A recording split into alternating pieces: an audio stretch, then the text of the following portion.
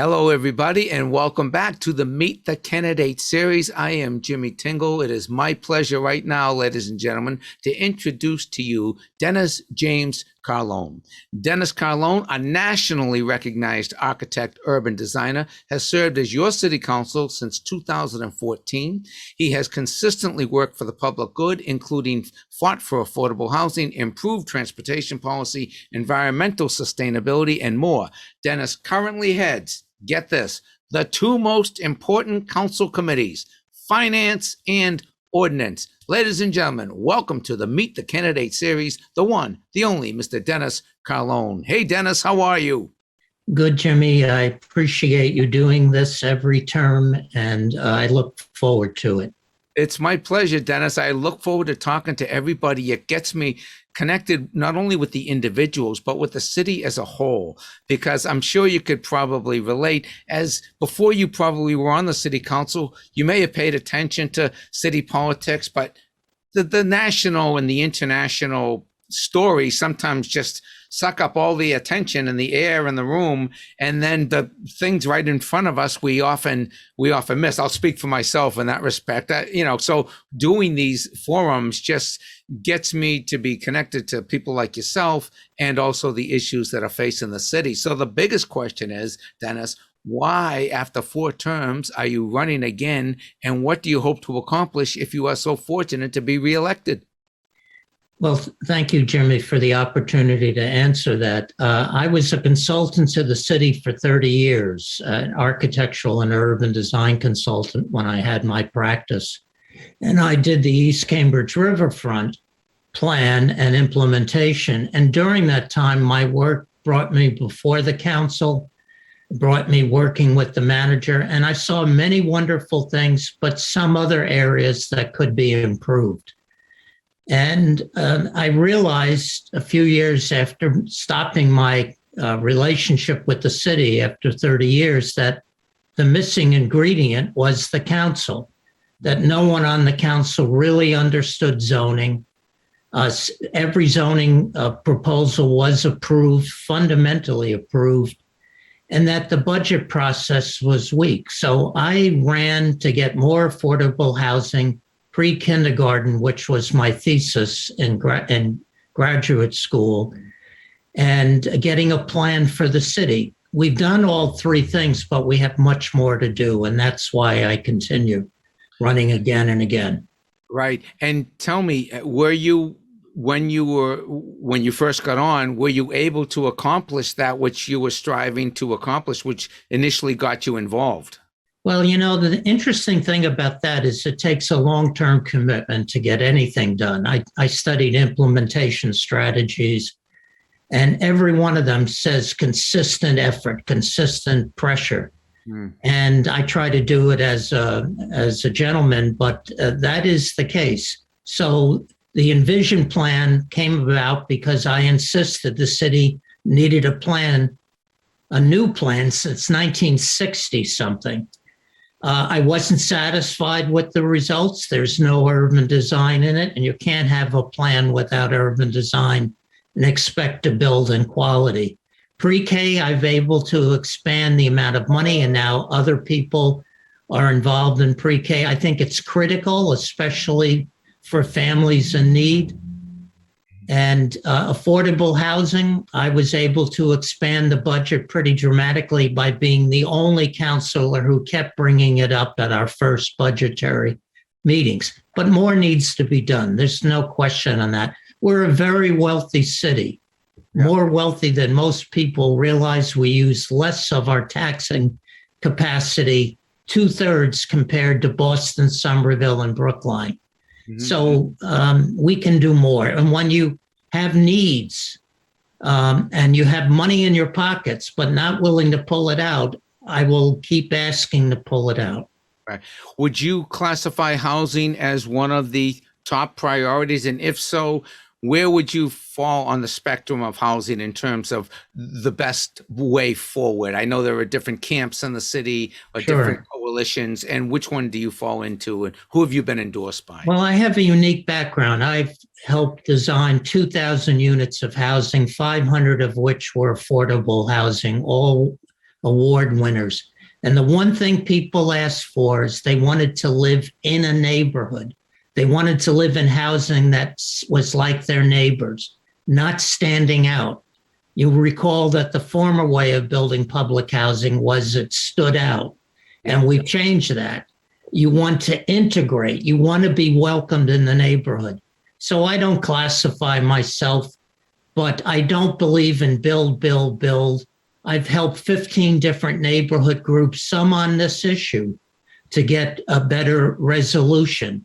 And, you don't put all the good nonprofit affordable housing developers build 6 stories and less. There are reasons for that, social and economic. Economic, anything above 6 stories costs 30% more. Mm-hmm. Why do that? Right. And there are social reasons as well, but I won't take up all the time explaining that.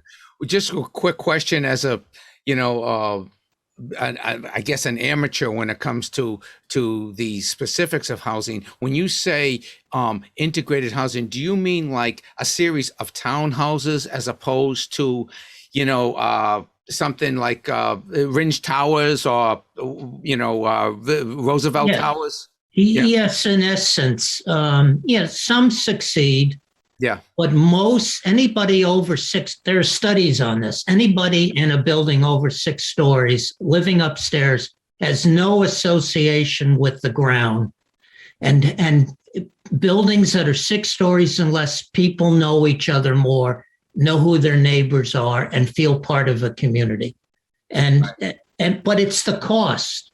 It's the fabric of a neighborhood. You want to melt in.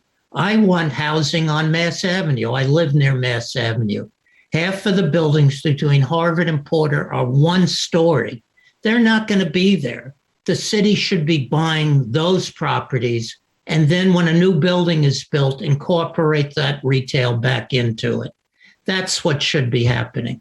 So you think the city should be buying, when something comes on the market, put in a bid, buy it, and then do what you think is best for the city? Is that the philosophy? It's both. You want people who are in affordable housing want to be part of a neighborhood. They don't want to be isolated. They don't want to be pointed to. I see. And think of where the city's going to change.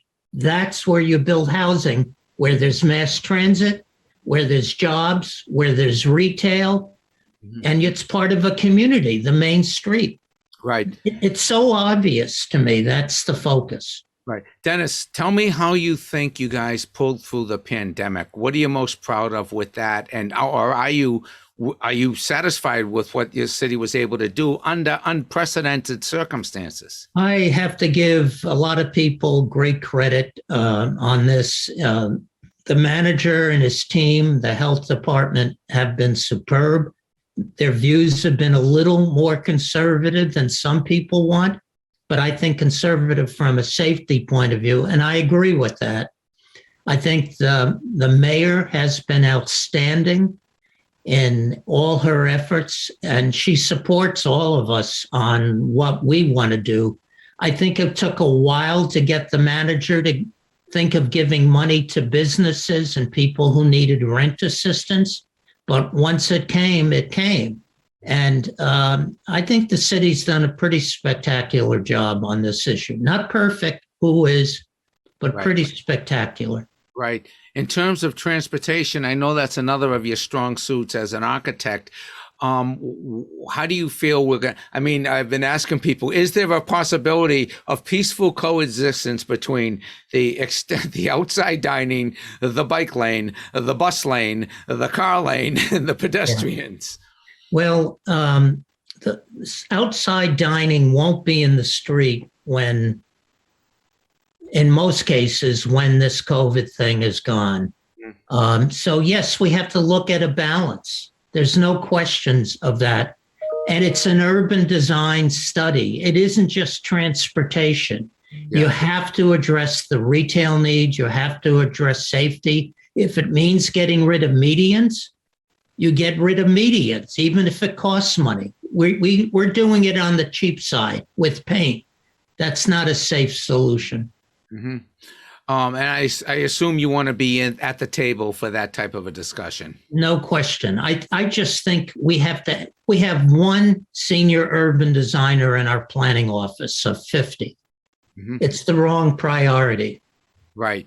Well, we're coming up to closing statements now, Dennis. Please tell the people your closing statement, where they can find you, where they can make that spectacularly large donation, and if they want to volunteer for your campaign, and where would you like them to vote for you on Election Day?